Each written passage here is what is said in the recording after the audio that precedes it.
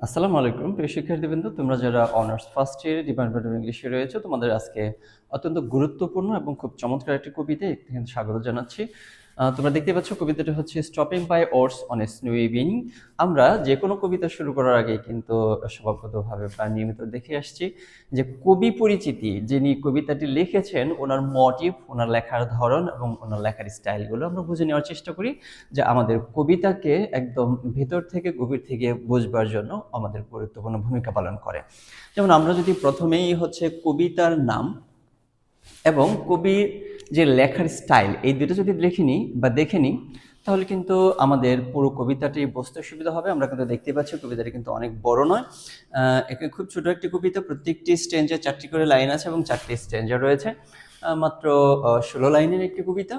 এই কবিতাটিকে যদি আমরা প্রথমে দেখি, দেখো, stopping by woods on a snowy evening, এটা হচ্ছে টাইটেল অফ দ্য পয়েম। এই কবিতার হচ্ছে টাইটেল।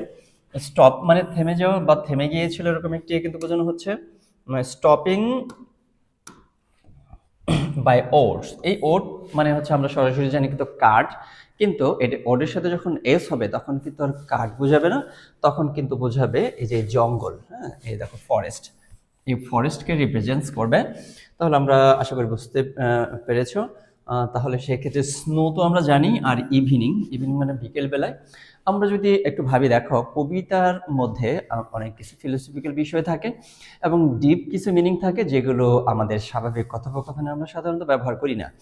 আমরা যদি পুরো দিনকে আমরা যদি ফিলোসফিক্যালি চিন্তা করি, সকাল, দুপুর এবং বিকেলবেলা, রাত্রিবেলা, তাহলে সকালবেলাকে আমরা কিন্তু বলবো হচ্ছে একদম শিশু বয়স, এবং দুপুরবেলাকে বলবো হচ্ছে ইয়াং বয়স, এবং বিকেলবেলাকে বলবো হচ্ছে শেষ বয়স, মানে হচ্ছে রাত্রি আসার ঠিক আগ মুহূর্ত। এবং রাত্রিকে তোমরা সবাই জানো, তোমরা যারা আমার বিগত ক্লাসগুলো করেছো বা কবিতাগুলো পড়েছো, যে লিটারেচারের মধ্যে রাতকে অবশ্যই আমরা হচ্ছে মৃত্যুর সাথে কল্পনা করি বা অন্ধকার কবরের সাথে তুলনা করি। তাহলে ইভিনিংটা রাতের ঠিক অল্প মুহূর্তে আগে, মানে যেখানে প্রায় শেষ মুহূর্ত চলে এসেছে দিনের বা জীবনে, যেটাই আমরা রিপ্রেজেন্ট করি। এর মধ্যে কিন্তু আরো একটা এখানে যেটি ব্যবহার করা হয়েছে, স্নুই, মানে তুষার পড়তেছে। আর মানে তুষারের সময়টা কিরকম সময়, এটা কিন্তু এমনিতেই বিপদের সময়, এমনিতেই কিন্তু এটা দুর্দিন। হ্যাঁ, এই সময় তাও আবার কখন, ইভিনিং সময়। তাহলে এখানে এই কবিতাটির মধ্যে কিন্তু অনেক গুরুত্বপূর্ণ ইমেজ রয়েছে, যেগুলো হচ্ছে ফিলোসফিক্যালি অনেক ডিপ মিনিং আমাদের সামনে নিয়ে আসে। আমরা যদি প্রাথমিকভাবে একটু দেখার চেষ্টা করি, এই যে একজন রাইডার, হর্স রাইডার, উনি হচ্ছে পথ দিয়ে যাচ্ছেন, যাওয়ার সময় হঠাৎ করে জঙ্গলের কাছে এসে থেমেছেন, থামার পরে ওইখানে কিন্তু এখানে যে বিষয়গুলো রয়েছে আমরা কিন্তু দেখতে পাচ্ছি, স্নোফল রয়েছে, এটা ভালো করে খেয়াল করতে হবে। আর এই যে জঙ্গল কিন্তু রয়েছে, জঙ্গলের কাছে এসে কিন্তু উনি থেমেছে। এই যে হর্স রাইডার কিন্তু হর্সে এখনো বসে আছে, বাট এইখানে কিন্তু হর্স রাইডারের এইজটাও কিন্তু, এটা কিরকম এইজ, মানে শেষ বয়সের এইজ বা বৃদ্ধ বয়স। এটা হচ্ছে as like as the poet of our poem, এই যে কবির যে বয়স, এরকম বয়সের কিন্তু একজন ব্যক্তি।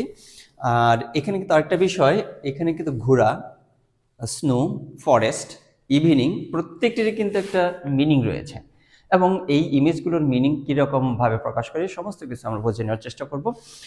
আমরা দেখে নিলাম যে এখানে বেশ কিছু ইমেজ রয়েছে, যেগুলো আমাদের ব্যাখ্যা করতে হবে এবং পরীক্ষার জন্য গুরুত্বপূর্ণ। আমরা তাহলে প্রথমেই যে বিষয়টি দেখে আসবো, যে রবার্ট ফ্রস্ট, এই রবার্ট ফ্রস্ট সম্পর্কে আমরা অল্প একটু ধারণা নিয়ে নিব, যাতে আমাদের কবিতাটি বুঝতে অনেক সুবিধা হয়। তাহলে আমরা যদি প্রথমে একটু বুঝে নেওয়ার চেষ্টা করি, ভালো করে একটু খেয়াল করবো তোমরা। রবার্ট লি ফ্রস্ট, এখানে কিন্তু শুধু আমরা রবার্ট ফ্রস্ট নামেই চিনি, কিন্তু আমরা ওনার পুরো নামটি যদি বলি, Robert Lee Frost was born on March 26, 1874।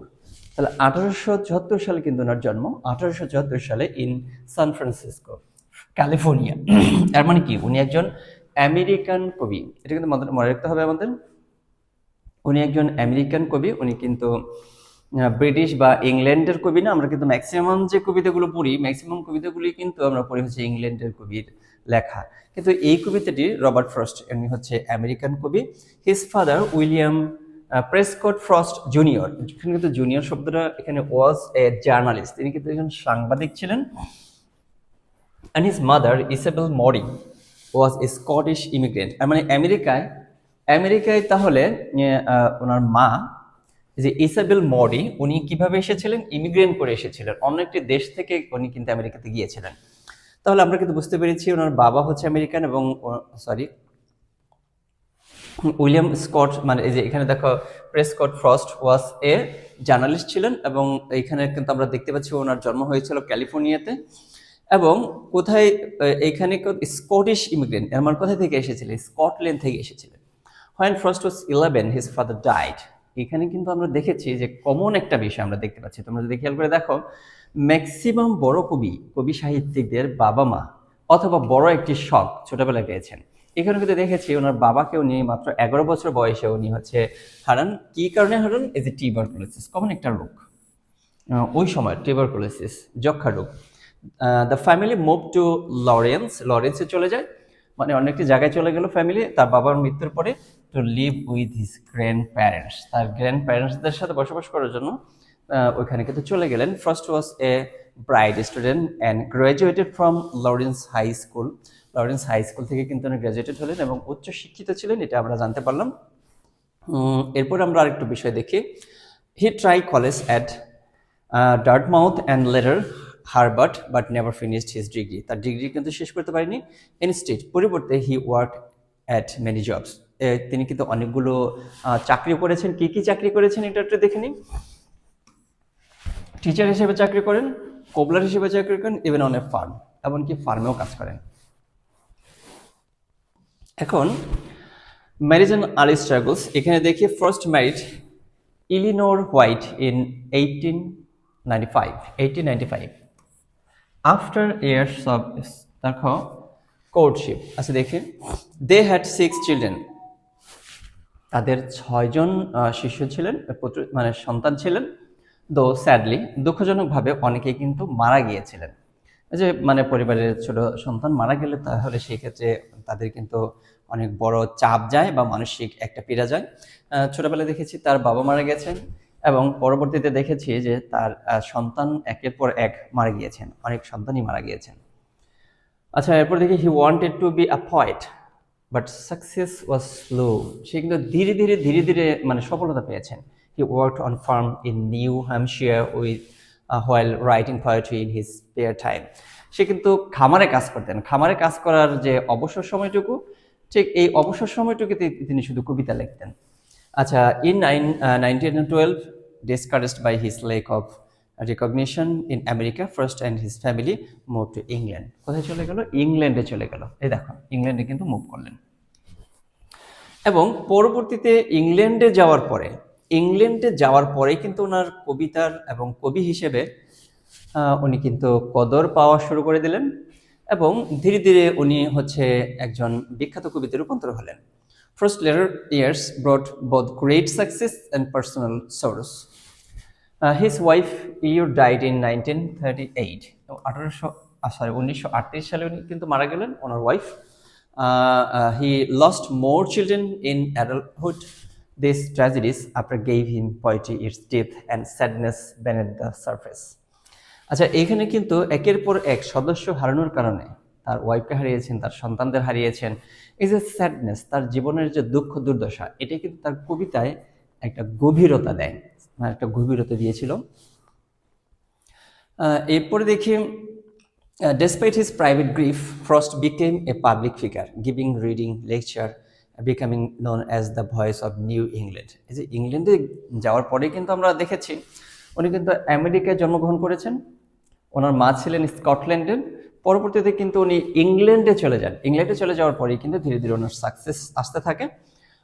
In 1861, at the age of 86, he read his poem The Gift of Outright at President John F. Kennedy's inauguration. As John F কেনেডির ইনঅগারেশনে যে উনি একটা কবিতা পড়লেন, এই কবিতা পড়ার পরেই কিন্তু উনি একদম সম্মুখভাগে চলে আসেন কবি হিসেবে। পরবর্তীতে ওনাকে আর পেছনের দিকে তাকাতে হয়নি মৃত্যু পর্যন্ত। আশা করি এই অংশটুকু কবি সম্পর্কে বুঝতে পেরেছ। এখন আমরা একটু যদি আমরা ওনার সম্পর্কে আরেকটু পড়ে নিই, আরেকটা বিষয়ের মধ্যে গুরুত্বপূর্ণ পড়তে হবে। আমরা উনি কোন বিষয়ে লিখতে পছন্দ করতেন সেই বিষয়টা আমরা জেনে নেব, তারপরে আমরা আমাদের মূল কবিতার বিষয়গুলোতে যাব। ইন শর্ট, সংক্ষেপে যদি আমরা একটু দেখি, Robert Frost lived a life full of struggle, loss and hard work. উনি খামারে কাজ করতেন, চাকরি করতেন, লেখাপড়া বাদ দিয়ে চাকরি করা শুরু করেছিলেন। উনি কিন্তু গ্র্যাজুয়েশন কমপ্লিট করতে পারেননি।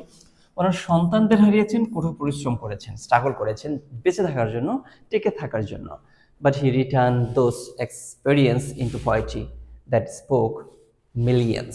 He became America's most celebrated poet, showing how ordinary sense of nature and farm life could be carried. আচ্ছা, আমরা এটুকু দেখলাম।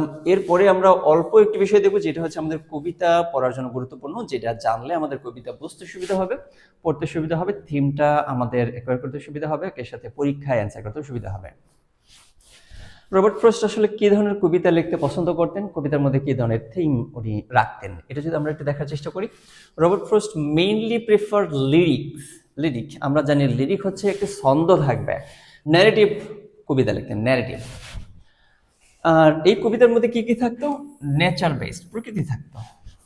Simple in language but deep in meaning, সহজ সরল সাধারণ ভাষায় কিন্তু উনি কবিতাগুলো লিখতেন, কিন্তু গভীর একটা অর্থ থাকতো। যেমন আমরা আজকের এই কবিতার মধ্যে কিন্তু দেখতে পাচ্ছি যে এইখানে সেটিংটাই হচ্ছে কোথায়, একটা প্রকৃতির মধ্যে, এবং সহজ সরল শব্দগুলি উনি ব্যবহার করেছেন, কিন্তু এটার গভীর মিনিং রয়েছে। ট্র্যাডিশনাল ইন ফর্ম, আচ্ছা, রেগুলার রাইম থাকবে, মেটার থাকবে, traditionally focused on rural life and ordinary people, সাধারণ লোকজন থাকবে, আর হচ্ছে রুরাল লাইফ থাকবে। ইউজ ন্যাচারাল সেরিং, যেমন কি কি থাকবে, ওটস, রোডস, স্নো, ফার্মস, এগুলো থাকবে। এক্সপ্লোর দিস লাইক চয়েস, এগুলো চয়েস করে নিচ্ছে। ইসেল isolation, duty, life and death, কি কি বিষয় থাকবে? চয়েস, আইসোলেশন মানে একাকিত্ব থাকবে, ডিউটি থাকবে, লাইফ থাকবে, মৃত্যুর হাতছানিও থাকবে। এই বিষয়গুলো আমরা কবিতার মধ্যে খুঁজে পাচ্ছি কিনা বা পাবো কিনা সেটা কিন্তু আমাদের খুঁজে বের করতে হবে, এবং আমরা সেটার সাথে রিলেট করব।